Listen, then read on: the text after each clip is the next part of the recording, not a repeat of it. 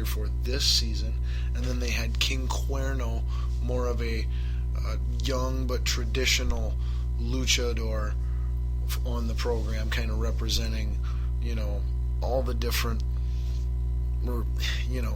giving you a good idea of some of the diversity and characters that they have on their program.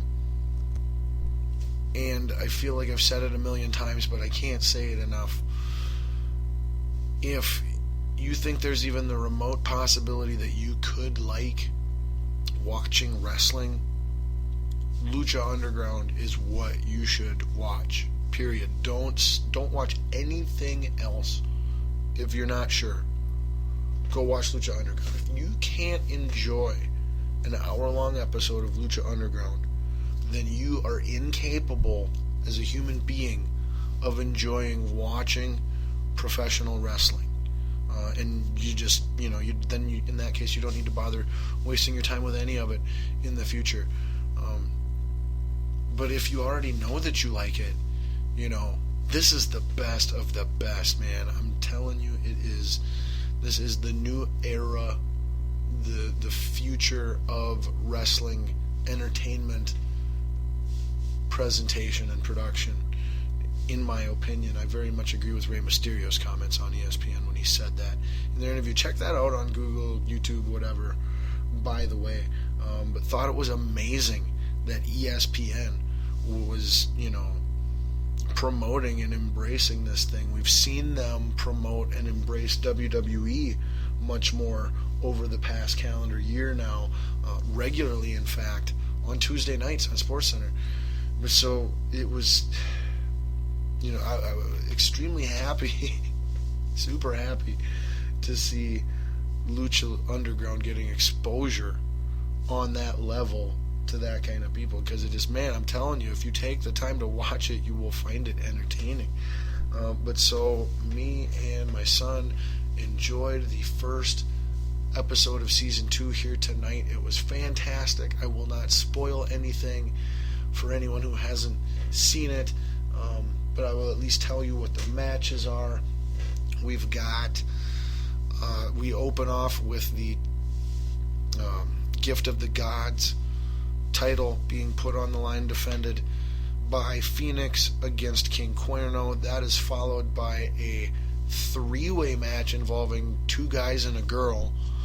And, that's right, I said a 3-way involving 2 guys and a girl. And really, that one, there is no spoiler there, because in that situation, everyone's a winner.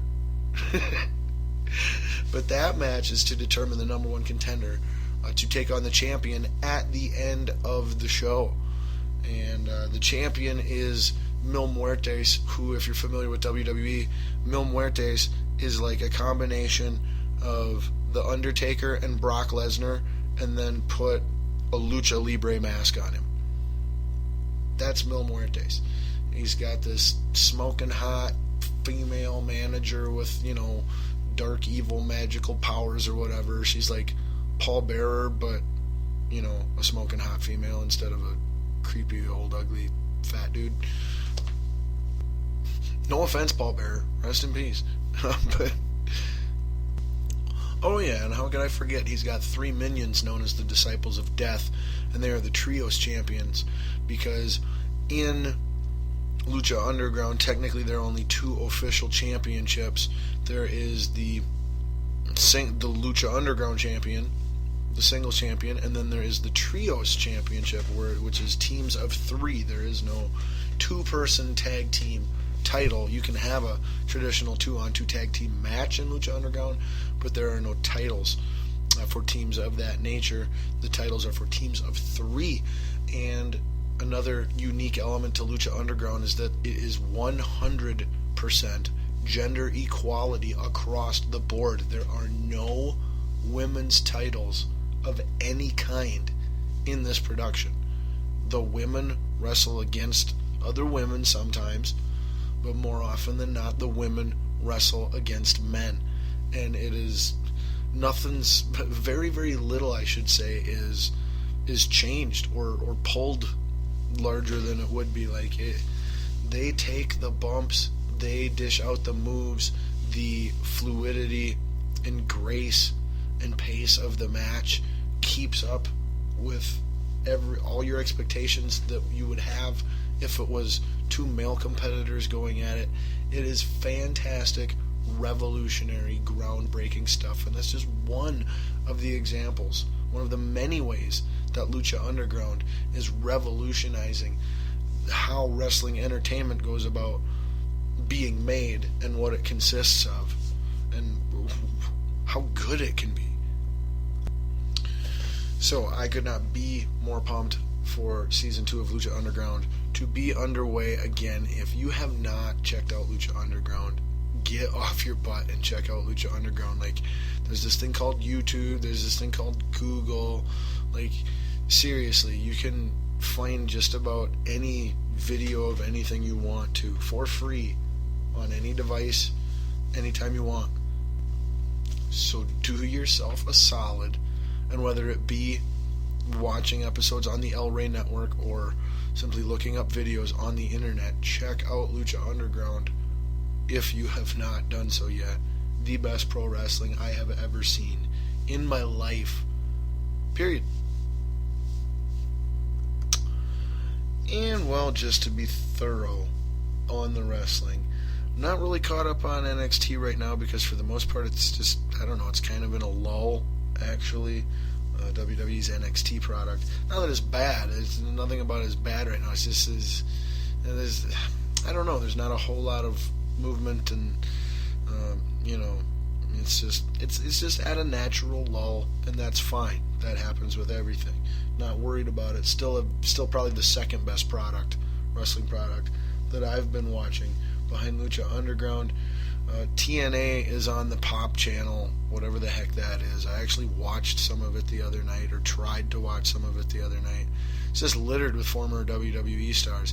This is how bad TNA is. Matt Hardy is the world champion in TNA. Jeff Hardy just signed a new 5-year contract to stay with TNA, so it doesn't look like he will be coming back to the WWE anytime soon.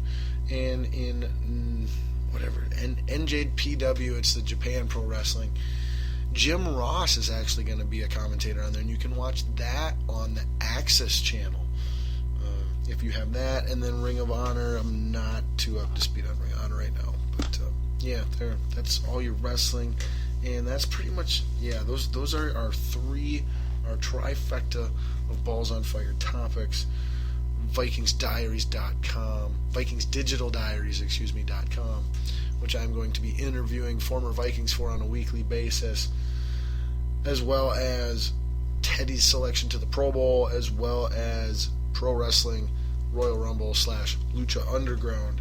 That's what I was mostly on fire about tonight, and there, we have officially put Balls on Fire out.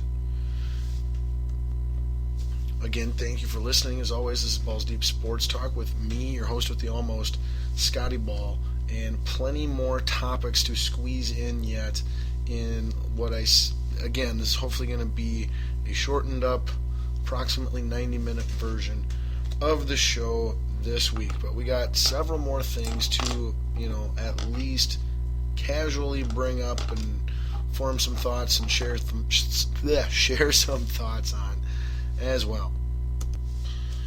Alright, I'm feeling, let's switch up the normal order and position of things just a little bit, shall we? Keep it spicy. Normally we would go, full on spew here, big time football talk, and we could do that. We very easily could, but I was thinking, since it's, fresh in front of me and on my mind, that we would instead go to some balls dribble and swing our attention to basketball, and specifically, at least to start with here, the world of the NBA, where my and possibly your Minnesota Timberwolves were hosting the Oklahoma City Thunder tonight, playing on the back end of a back-to-back. The Thunder were. The first game went into overtime last night. They're on the road, and we had them on the ropes, and in the words of Denny Green, we let them off the hook. Timberwolves were leading pretty much the entirety of this game up until midway through the fourth quarter, and then, our classic, our trademark, our signature move this year for the T-Wolves organization, our fourth quarter collapse went into effect, and we ended up losing the game. Final score ended up being 126 to 123. It really wasn't quite that close at the end. We had a chance with, I believe it was 20 seconds to go. We were down by 4, had the ball. LaVine got it, jacked up a 3 from several feet behind the line, airballed it, and that was it. That was pretty much where we lost any chance of regaining that lead back and coming out on top. But alas, some positives to take from the game. First off, 123 points scored by the Timberwolves. Their offense has been atrocious at times, only scoring 74 at home against the Denver Nuggets just a week or two ago. So being able to put up 123 points was a really, really nice thing to see the Timberwolves show that they can do. I didn't get a chance to look at all of the box scores as I've been recording the show as the game's been going on, so I can only pay attention so much. But it seemed as though Towns had his typical 2010 2015 game. LaVine was definitely scoring and getting a lot of minutes, playing a lot at the 2 guard with Ricky Rubio at the point, and then Wiggins back at the small forward position. And I definitely do not have a problem seeing more of that lineup, because it gives you some much needed offense at the 2 and 3 position while still allowing you to have a traditional run the offense, distribute the ball point guard. And it keeps Tayshaun Prince off the court. Anything that keeps Tayshaun Prince off the court, I am all for. I don't understand why that guy is given a single minute in games this year. He's not contributing to anything that we're doing out there as a team. He's too old to be anything we're trying to develop, as individual talent moving forward. He's just wasting a whole lot of space and not helping any of the young players get better, not helping us win games. Like I said, anything that gets Tayshaun Prince off the floor, I am all for. So that was one thing I really liked seeing tonight. I liked seeing Rubio at the point, LaVine at the 2, Wiggins back at his natural, or at least familiar, one can confidently say, small forward position. Moving forward, I would very much like to see Towns transitioned over to a power forward / center and not being wasted down on the block at center all the time. I think if you have him at the 4 and then Wiggins at the 3 and LaVine at the 2, I think that is an extremely potent, versatile, athletic, young trio to, really have the primary source of your points and statistical production coming from, and then to have your point guard position and your center position be more, schematically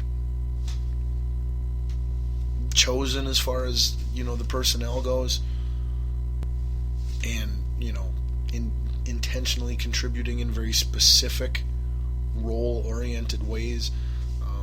I don't see anything wrong with that. Now, that being said, I don't think Rubio's the guy to be that point guard, and I don't think Pekka is the guy to be that center, although I like Pekka.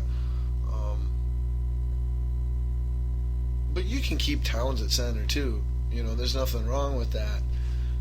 The problem is just you need a strong presence at power forward in the NBA. That's the way the league has gone. You used to need it at center. Back in the days of Olajuwon and Ewing and Doherty and Duckworth, and just, there was Parrish. There were tons of great true center big guys, and it was an important element to a team back then. Now that position has transitioned from the center to the power forward spot. And I think from a matchup standpoint, Towns can